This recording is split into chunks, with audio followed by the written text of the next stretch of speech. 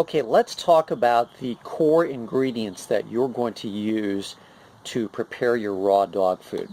And so in this video, those four core ingredients are: number one is your muscle meats, and that's going to comprise the majority of what you feed your dogs.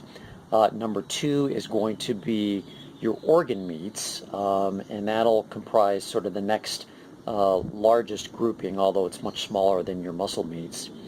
Number three is vegetables, which is a fairly small part of the ingredients. And then number four is your fruits, and that also is a very small part of the ingredients that you're going to assemble for food for your dog.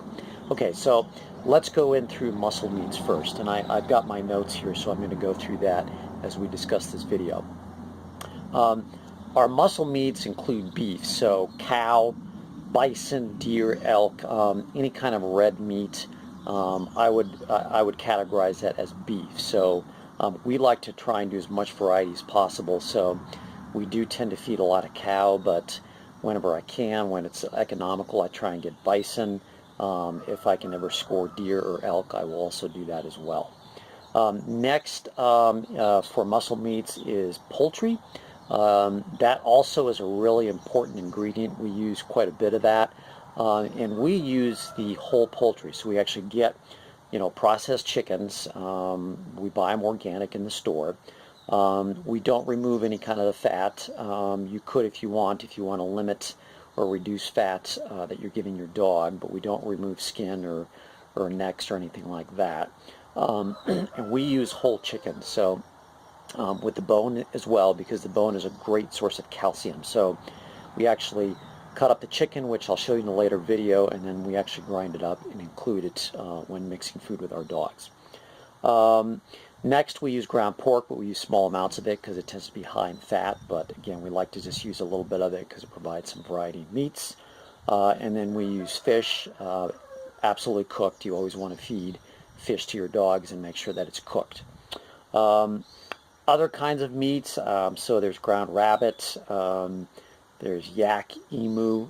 Again, I think those would be more in the red meat or the beef.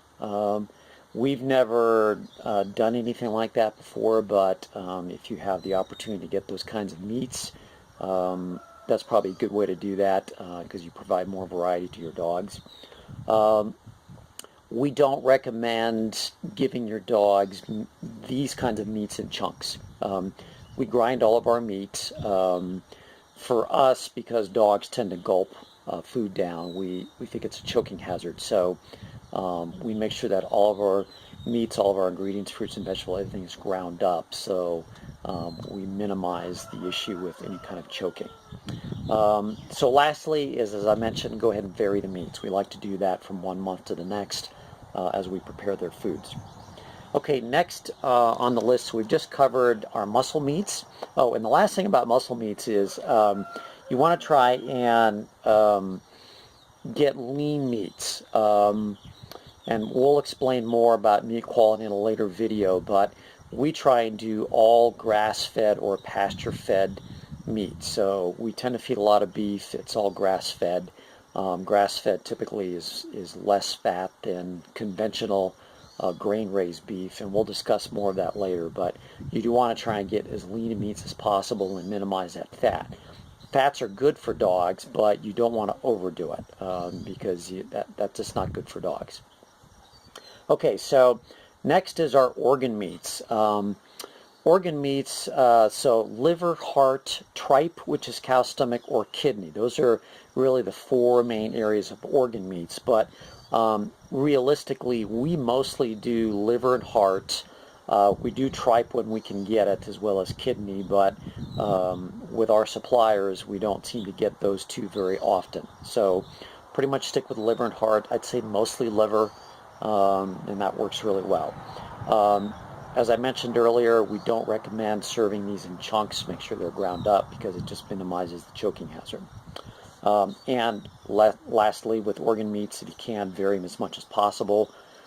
That's what we do. We try and get as much variety as we can, but usually it comes down to mostly liver and some heart, and here and there we're getting tripe and kidney. Okay, the next grouping is vegetables. We have an approved list of vegetables, and you'll see that in a later video in our spreadsheet tool. So we kind of have a nice list of vegetables that we pick from. You can pick a lot of different kinds of vegetables and a lot more than what's on that list, but we just kind of have that list because we know that pretty much all of them are available year-round in our grocery store. And when we assemble ingredients, we tend to pick 4, 5, 6 vegetables at most, say in 1 month when we prepare food. And then the next time when we prepare another batch of food, we'll get an entirely different set of vegetables from that list. So that's just the way we do it, but so look at that list that we used in the spreadsheet tool. I do have a list of vegetables and fruits to avoid, so that is in the list below this video, so you'll be able to see that.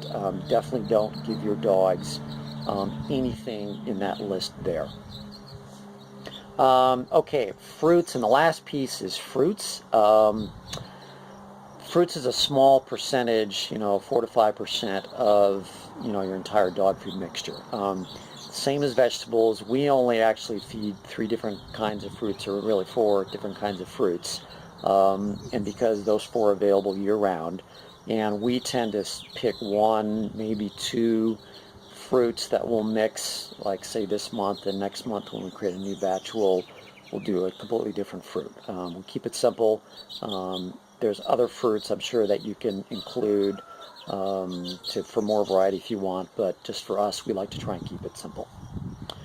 So that really encompasses the 4 main groups. You've got your muscle meats, which is about 60%. You've got your organ meats, which is about 15%. You've got vegetables, which is 10 to 15%, and then you've got fruits, which is 4 to 5%. So those are really the 4 things that you pick from. Again, when you see the video on the spreadsheet tool, you'll see our list of vegetables and fruits that we use. You'll also see these percentages that I gave you. They're based on the ancestral diet for dogs. We have them in the spreadsheet, so you don't have to memorize those. But really, when it comes down to it, it's real easy because it's just 4 core ingredients that you're using to mix your dog food.